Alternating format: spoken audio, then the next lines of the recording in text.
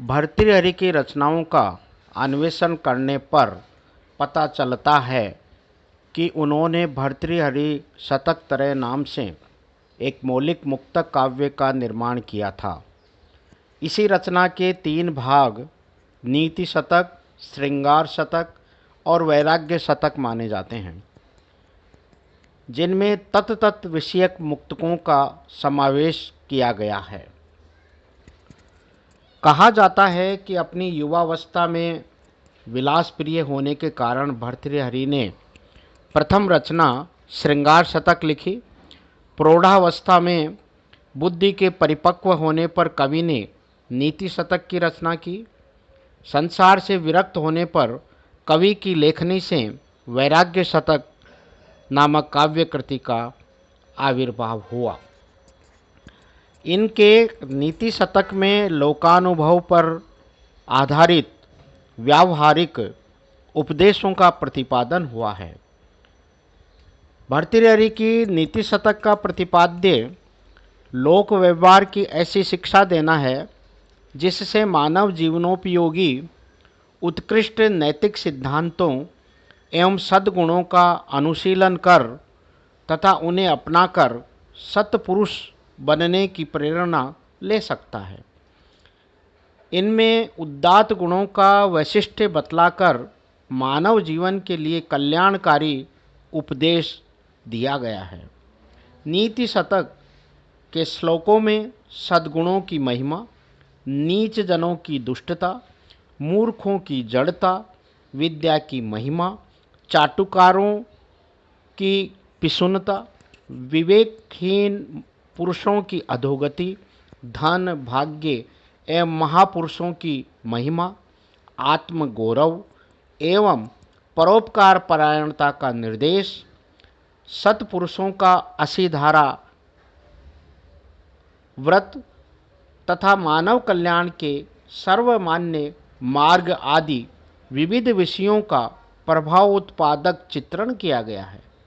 उन्होंने दैनिक जीवन के प्रत्यक्ष सत्य का नीति शतक में हृदयग्राही वर्णन किया है और एक समाज सुधारक की तरह मानव कल्याण का उद्घोष किया है।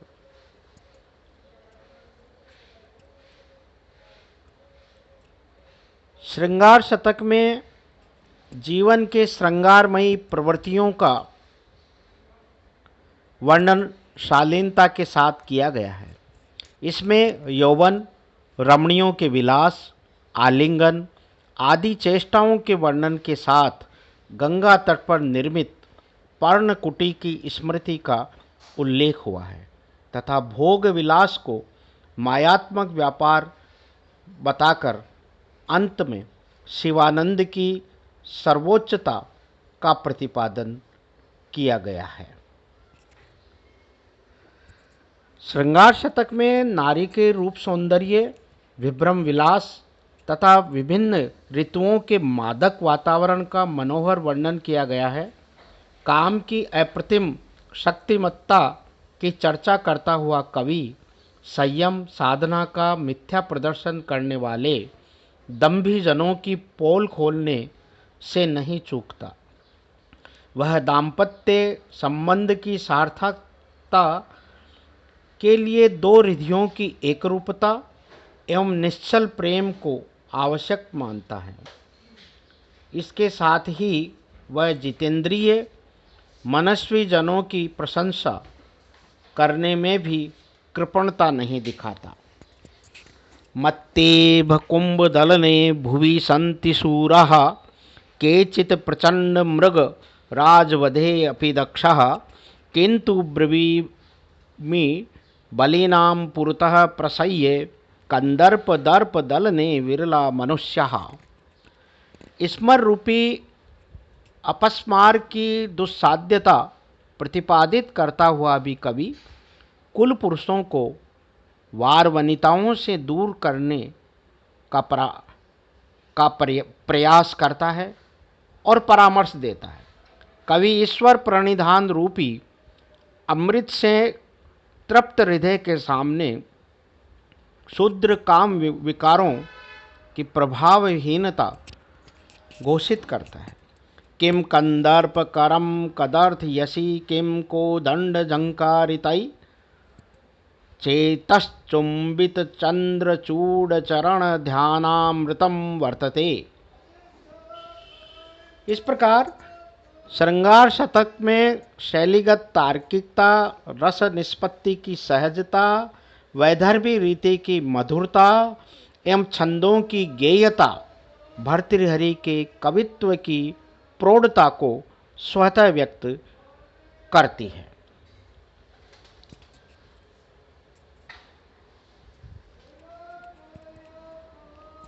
शतकों की रचना के क्रम में वैराग्य शतक भर्तृहरि की अंतिम रचना मानी जाती है। इस शतक में तृष्णा प्रसार, विषय विकार, मद ज्वर तथा भोगासक्ति की परित्याज्यता बताते हुए जीवन की नश्वरता का वर्णन किया गया है। कवि आयु कल्लोल लोलम कतिपय दिवस स्थायिनी यौवन श्री की याद दिलाकर ब्रह्म में मन को लीन करने की सलाह देता है। आत्मकल्याण के मार्ग में तुरंत अग्रसर होने की प्रेरणा देता हुआ कवि भर्तृहरि कहते हैं, यावत् स्वस्थमिदं क्लेवर गृहं यावच्च दूरे जरा यावच्चेन्द्रिय शक्ति रप्रतिहता यावत् क्षयो नायुषः आत्मश्रेयसी तावदेव विदुषा कार्ये यत्नो महान। कभी मनोरथ जल वाली आशा नदी को पार करने वाले योगीश्वरों का प्रशस्ति गान करते हुए कवि कहते हैं, तस्याः पारगता विशुद्ध मनसो नंदन्ति योगीश्वरः। अंत में कवि समदृष्टि बनकर शिव ध्यान में मग्न होने की कामना करता है।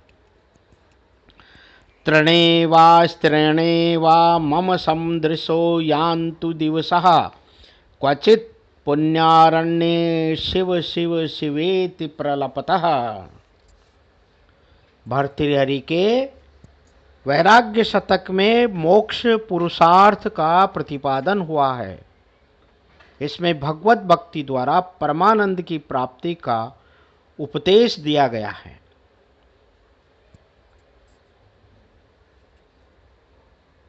कुछ लोग वाक्यपदीय नामक व्याकरण ग्रंथ के लेखक को शतक तरह के रचयिता से अभिन्न बताते हैं, किंतु पुष्ट प्रमाण के अभाव में व्याकरणकार भर्तृहरि तथा कवि भर्तृहरि को भिन्न भिन्न व्यक्ति मानना उचित प्रतीत होता है। कुछ विद्वानों के मत में दोनों एक ही हैं। वैसे वाक्यपदीय भर्तृहरि का व्याकरण शास्त्र पर आधारित ग्रंथ है।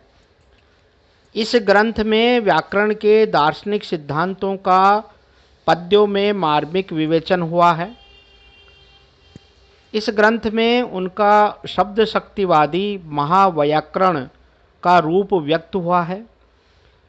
इसके अतिरिक्त भर्तृहरि ने महर्षि पतंजलि के महाभाष्य के कुछ अंशों पर टीका लिखी थी, जिसका उल्लेख अनेक परवर्ती टीकाकारों ने किया है। इस तरह योगीराज भर्तृहरि की भर्तृहरि शतक त्रय, वाक्यपदीय और महाभाष्य टीका, ये तीन प्रामाणिक कृतियां मानी जाती है। इनमें भी भर्तृहरि शतक त्रय परवर्ती कवियों के लिए एक उपजीव्य ग्रंथ रहा और इसके अनुकरण पर जैन एवं अन्य संप्रदाय के कवियों ने अनेक शतक ग्रंथों की रचना की है। भर्तृहरि के शतक त्रय का एक और गीति काव्यों में और दूसरी ओर पुरुषार्थ काव्यों में अनुपम स्थान माना जाता है। इन पर आज तक अनेक टीकाएं लिखी जा चुकी हैं और अनेक भाषाओं में इनके अनुवाद भी हुए हैं।